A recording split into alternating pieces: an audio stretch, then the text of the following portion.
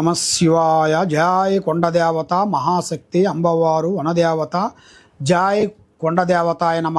జయ సమ్మక్కాయ నమ. జయ సారలమ్మాయ నమ. జయ అంబవారు దేవి మహాశక్తి స్వరూపిణి. జయ వనదేవతాయ నమ. ప్రజలందరికీ నమస్కారము. ఈ ఉగాది నుంచి వచ్చే ఉగాది వరకు 12 రాశుల వాళ్ళకి ఈ నూతన సంవత్సరమున ఈ ఉగాది నుంచి వచ్చే ఉగాది లోపులో స్థితిగతులు ఎలా ఉన్నాయి, వాళ్ళ ధనలాభము, వ్యాపారము, ఉద్యోగము, సంతానము, పెళ్ళి, ఉద్యోగము, వివాహము, జీవిత సమస్య, వైవాహిక జీవితము, కోర్టు సమస్యలు, భూమి సమస్యలు, సినిమా ఫీల్డ్ రంగంలో ఉండవలసిన వాళ్ళకి, రియల్ ఎస్టేట్లో ఉండవలసిన వాళ్ళకి ఎలా ఉంది, ఎలా జరుగుతుంది, ఎలా జరగబోతుంది అనేది ఈ 12 రాసుల వాళ్ళకి నేను ఇప్పుడు మీ గురించి అన్ని విషయాలు నేను వివరంగా చెప్పబోతున్నాను. ఈ వీడియోని మీరు లాస్ట్ వరకు మీరు చూసినట్టుగైతే మీకు అన్ని విషయాలు మీకు అర్థమవుతాయి. తదుపరి రాశి సింహరాశి ఫలితాలు. ఈ సింహరాశిలో ఉండవలసిన వాళ్ళందరికీ ముఖా నక్షత్రము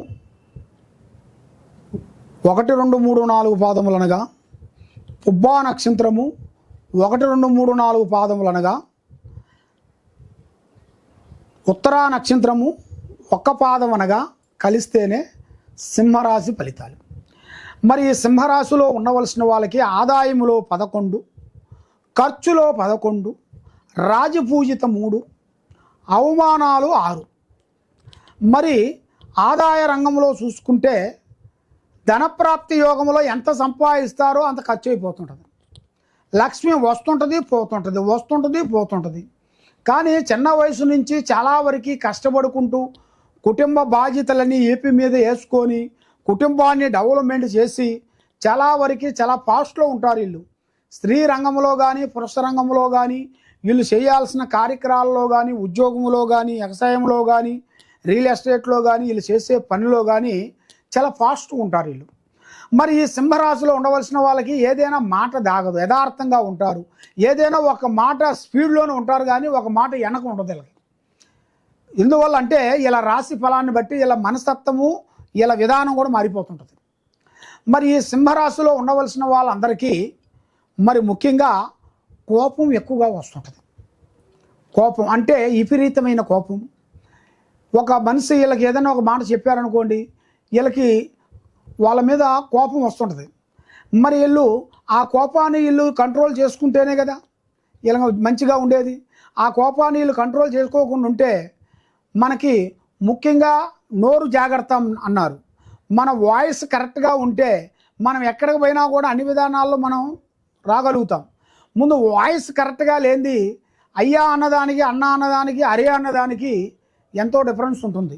కాబట్టి వచ్చిన వాళ్ళని అయ్యా అనాలి, అన్న అని పిలవాలి. ఆ విధంగా పిలిస్తేనే వాడు మనల్ని గౌరవిస్తాడు. వాడు ఎదురుటూ వచ్చిన వాడు అరే అని పిలిస్తే అరే వీడు ఎంత, అసలు వీడు ఎవరు మనల్ని అరే అని పిలుస్తున్నాడు, అసలు వీడు విధానం ఏమిటి, వీడి ఆస్తి ఏమిటి, వీడి లెవెల్ ఏమిటి అనేది అప్పుడు వాడు భావిస్తాడు. అందువల్ల ఒక మాట మనం అనే ముందు మనం జాగ్రత్త పడాలి, నిదాన పడాలి. ఆ నిదానం లేని వెడల మనం ఈ ప్రపంచంలో ఏమి చేయలేము. ఆ విధంగా కొన్ని జాగ్రత్తలు తీసుకోవాలి. మరి ఈ రాశిలో ఉండవలసిన వాళ్ళకి ధనప్రాప్తి యోగంలో ఏ విధంగా ఉంది కాబట్టి వ్యాపార రంగంలో, ఉద్యోగ రంగంలో కొన్ని చేంజెస్లు కొన్ని రాబోతున్నాయి. పెద్ద పెద్ద కార్యక్రమాలు, పెద్ద పెద్ద పనులు, పెద్ద ఉద్యోగాలు, కొన్ని మార్పులు కొన్ని దగ్గరలో అనేది వస్తున్నాయి. కాబట్టి ఇప్పుడు ఏ కార్యక్రమం చేసినా, ఏ పని అనుకున్నా ఆ పని చేతికాడికి రావటం, చేయి జారిపోవటం, ఇస్తానన్న వాళ్ళు ఇవ్వకోకుండా ఉండటం, సాకారం చేస్తానన్న వాళ్ళు సాకారం చేయకోకుండా పోవటం, మనశ్శాంతి లేకోకుండా ఉండటం, నమ్మిన వాళ్ళు వీళ్ళకి మోసం చేయటం, ఎక్కువగా వీళ్ళకి స్నేహ ధర్మంలో కానీ, బంధుత్వ ధర్మంలో కానీ, భార్యాభర్తల ధర్మంలో కానీ చూసుకుంటే అన్ని విరోధాలు, సమస్యలు, లేనిపోయిన సిక్కులు ఇవి ఎక్కువగా కనబడుతున్నాయి. కాబట్టి వీళ్ళు అన్నదమ్ములు కానీ, అక్కచెల్లెళ్ళు కానీ, భార్యాభర్తల్లో కానీ కొన్ని జాగ్రత్తలు పడాలి.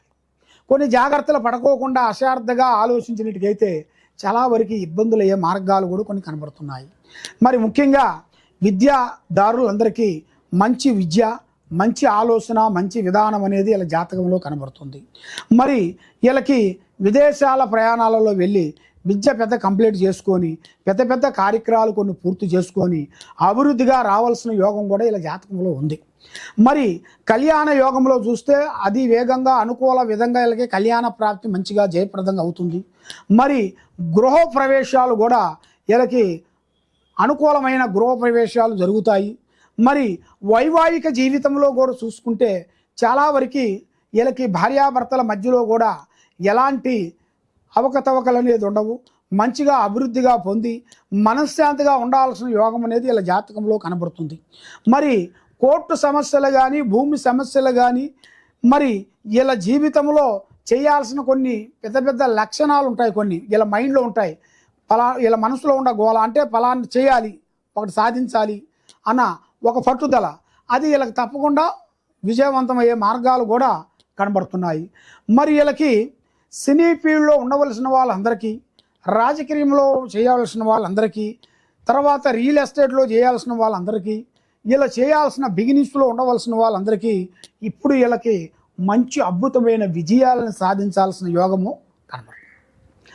మరి కొన్ని పెట్టుబడులు అంటే వీళ్ళ చేతుకుంటా ఈ ఉగాదిలో కొంత పెట్టుబడులు కొన్ని పెట్టడం, కొన్ని రియల్ ఎస్టేట్లో కానీ, కొంత పెద్ద పెద్ద కన్స్ట్రక్షన్లో కానీ, లేదా వీళ్ళకి షేర్ మార్కెట్లో కానీ ఇలాగ పెట్టాల్సిన దాంట్లో కూడా కొన్ని అమౌంట్ కూడా అది ఈ సంవత్సరం ఈ నెలలో ఈ ఉగాదిలో వీళ్ళకి పెట్టినట్టుగా అయితే మంచి శుభ గడియలు అనేది వీళ్ళకి వచ్చే సిచ్యువేషన్లు కనబడుతున్నాయి.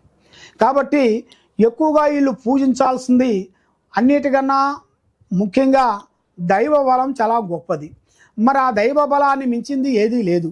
మరి దైవ బలం చేయాలనుకుంటే మీరు శ్రీ లక్ష్మీ నరసింహస్వామి, ఆ లక్ష్మీ నరసింహస్వామిని మీరు పూజించినట్లయితే మీలో ఉండాల్సిన కష్టాలు అనేది వైదొలిగి మైండ్ బాగుండి మనస్సు బాగుంటుంది.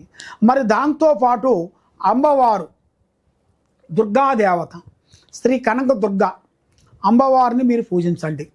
మీ కుటుంబంలో ఎలాంటి సమస్యలు కానీ, ఎలాంటి ఇబ్బందులు కానీ, ఎలాంటి సమస్యలు ఉన్నా కూడా పటాపంచలైపోయే మార్గాలు కూడా మీ జాతక యోగంలో కూడా చాలా వరకు కనబడుతున్నాయి. కాబట్టి మీరు ఏ కార్యక్రమం చేయాలన్నా కూడా మీరు ముఖ్యంగా దైవ బలం చేసుకోండి.